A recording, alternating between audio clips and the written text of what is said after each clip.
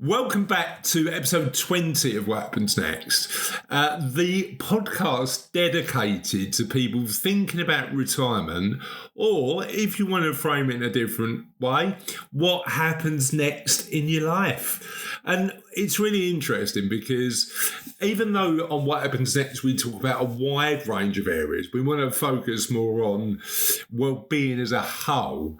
Money plays an important part.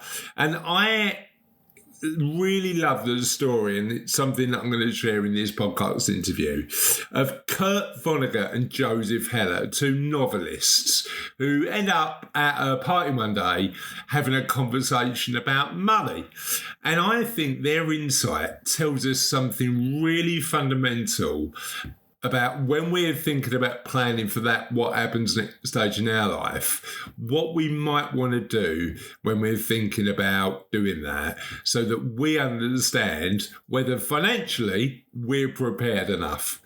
So without further ado, let's move on to the short podcast interview. So without further ado, let's move on to this short podcast insight. So at the minute, I'm spending a lot of time writing the What Happens Next book.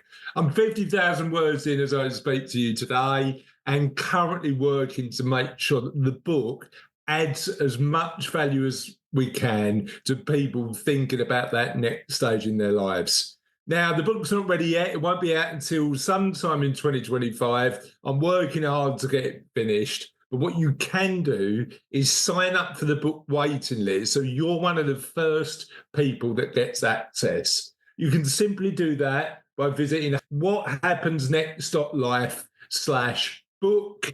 Join the waiting list today, and you'll be one of the first person to get access to the book and some extra goodies when it comes out. So welcome to the What Happens Next channel, the channel designed to help you navigate whatever's next in your life, particularly if you're in your 50s and 60s and thinking about that next chapter.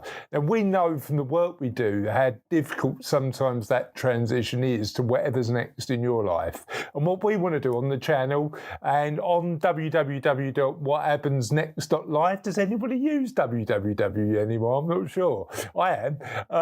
We're going to explore some of the concepts that we think it's important for you to look at when you're thinking about what happens next. Now, today I want to talk about financial well-being, and these should be right in my wheelhouse because as a chartered financial planner and as somebody who spends their days helping people work out whether they've got enough, this topic is a really interesting one to me. And if I haven't already introduced myself, apologies. My name's Chris Daems. I'm really lucky to run a chartered financial planning practice called Cervello, and I spend my days, as I say, helping people make the right strategic decisions when it comes to their money, work out what's enough so they can effectively live the lives they want, but also make the right tactical decisions. And that involves making sure we appreciate tax, the right investment and pensions products, and all of the stuff that you'd assume a financial advisor does. However, it always starts with a question. And that question about financial well-being is how much is enough? And in today's video, I want to talk about how to work that out, some of the starting points you might want to consider, and how to get to a point where you're closer to working out how much enough is for you. But before we start, if you are a fan of What Happens Next, but you haven't subscribed yet, I'd love for you to do so. We are really committed to making sure that we are exploring ideas, sharing concepts, and thinking about what happens next, not only from a financial wellbeing perspective, but to explore and identify all of the challenges that you might face when you're thinking about what happens next.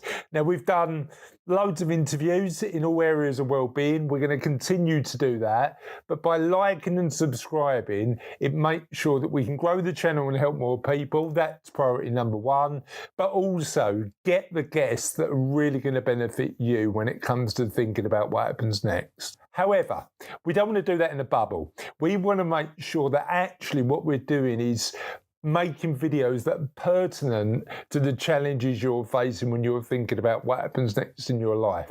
So if there's, I'd check out all of the videos on the YouTube channel, but if there's something that you think we haven't covered yet that might be an issue or a challenge that we haven't explored but would be really insightful to build a video on, if I don't know, I'll find somebody who does, but we're really keen on helping you answer those questions.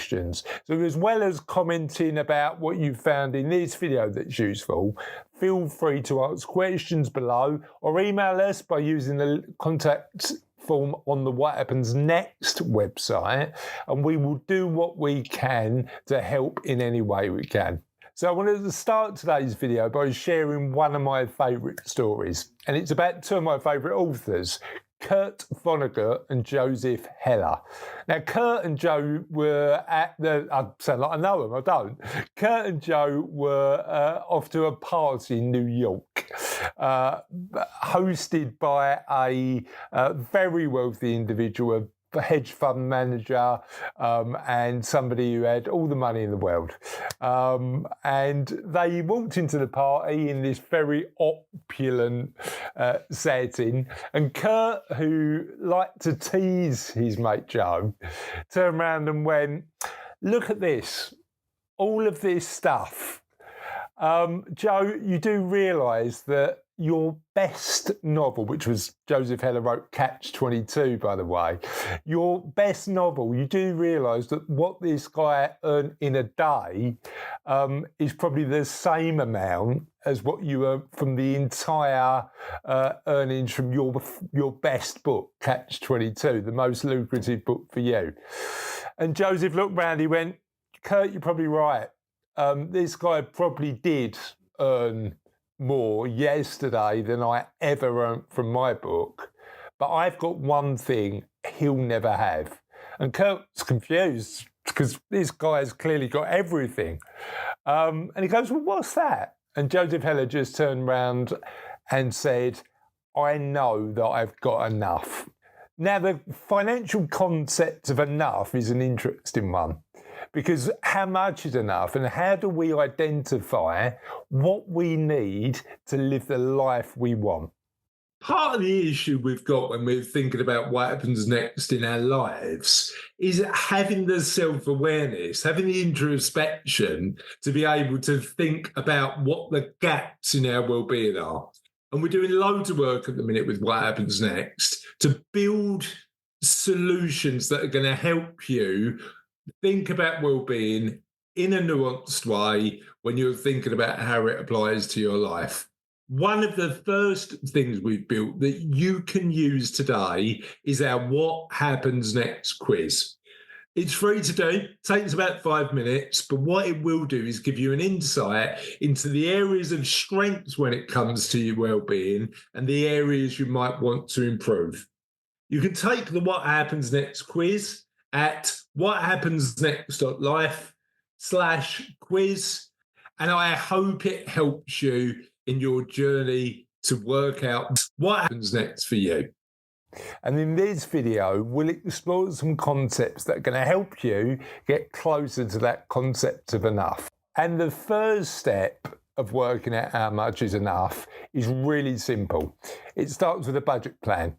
It starts with sitting down with a spreadsheet or a template, and we can supply a template to you. Just email us, put in the comments below, or email us and we'll make sure we get one sent out to you that covers off both the essentials, how much you need to spend just to live your life, but also the nice to haves, travel, restaurants, eating out, galleries, whatever you really enjoy, and being really clear on what you need to spend to live the life you want, because that will give you a starting point then to build everything else in. So the big question is, how much are your essentials costing you every year? Heating, lighting, council tax, mortgage if you've got one, bills, how much are the essentials, and then how much are the nice to haves every year? Because effectively that will give you an amount of income you need to live the life you want. Now, I wouldn't get too precious about this number because it does change and it will change, but having a starting point to work out how much income you think you need based on your life today is where I'd start with. Once we've worked out how much income we need, now we need to work out how much income you've got. And that is income that you're not swapping for time at the minute. So if you turn around and say, I need £50,000 a year, but actually all of that money at the minute is coming from work, self-employment, whatever it may be, you're not financially independent. The important point about looking at where you are is only taking income that isn't dependent on your time. So that might include income from investments, income from pensions or annuities. It might include a business that runs without you that you receive an income from. It might be from a number of different places. But the important thing when thinking about financial independence and how much is enough is not to include income where you're swapping time for money, because clearly if you stop swapping that time, the money stops. So we know what our income need is. We know what our non-time dependent income is. All we need to do then is a super simple sum. All we need to do is take the income we need, take off what we know we're going to have coming in without swapping time for money, and that will give us a number. That will give us a number that effectively works out your gap. So once we've got the amount of income we want to live the life we want and taken off the amount of income we know we're going to get, we've got that gap. The next step is to work out how much wealth we need to make sure we fill that gap. And there's a number of ways we can do this. Firstly, what we can do if we want a really, really inaccurate but starting point figure is use something called the 4% rule. And that's really easy to calculate. We take the income need, that gap number, and we divide it by 4%. Now that will give us a total level of wealth. So what that simple calculation doesn't do is respond to changes in lifestyle, changes in income, changes in the world, anything. It just gives you a starting point to work out how much might be enough. And the other thing it doesn't look at is all the other factors that might have an impact on your financial plan. The 4% rule is a bit rubbish about factoring inflation or investment growth or your needs or care or downsizing. It doesn't factor any of those things in. But what it does do is give you a ready reckoner starting point that you can start to think about what enough means for you. However, the other way that you can look at how much is enough is by working with a financial planner. A good quality financial planner should be able to build you a really specific, nuanced financial plan. We use tools called cash flow to make sure that all of the assumptions we need to take into account and actually the complexities of your life are all included in a robust financial plan. And to be frank, I put in a pretty picture that we can show you the implications of the actions that you take both now, but also financially in the future. And what that does is give you peace of mind and comfort to make sure that you can achieve your goals. Now, what I want to do now is share some tips with you that are going to be really useful when you're thinking about how much is enough. Number one, realise that you can work out what your gap is, work out what your expenditure need is, and work out how much income you've got, but it's always going to be imperfect. The reality of any plan is that when it gets in the real world, things change. However, the process of thinking about your plan and the process of thinking about what you need to do to identify whatever gap you've got and taking positive action towards closing that gap is the important thing. The second thing I'd always recommend you do is plan for the best, but protect for the worst. So when you're working out how much enough is for you, look at what could go right, but definitely look at what could go wrong and make sure that you're taking action to fill that gap if you were, for example, unable to work due to ill health for the next few years, or what would happen to your family if you passed. The third thing is understand that plans change, and I've touched on this in number 1. Plans are imperfect by nature. Planning's really important, but plans do change. So what you want to be doing is working out what your number is, how much you need to make sure that you're financially independent, but understand that you probably need to revisit that number and evolve your plan as time goes on. And my fourth recommendation is to get help when you need it. Often clients who come to me want one thing. They want to sleep better at night knowing that they've got a professional on their side.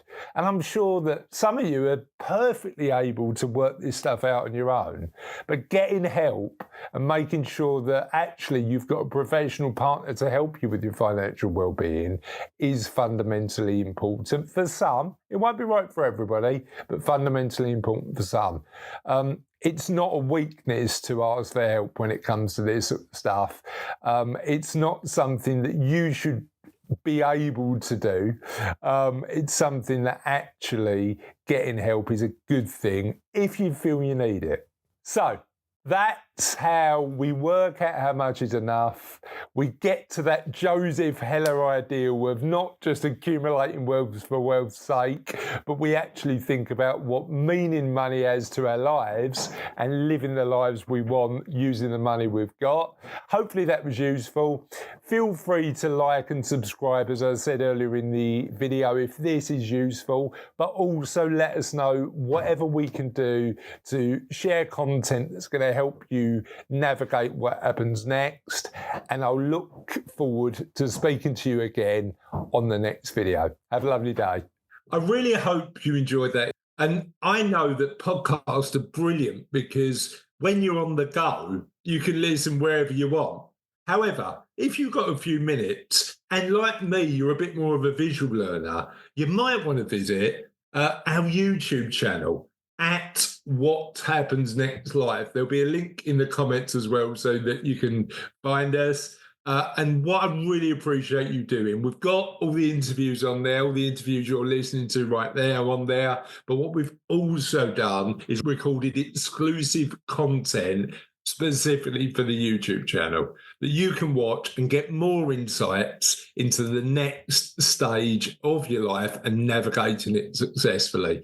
I'd ask while you're there, if you can, like the videos you like and subscribe to the channel. It helps us help more people. Thank you.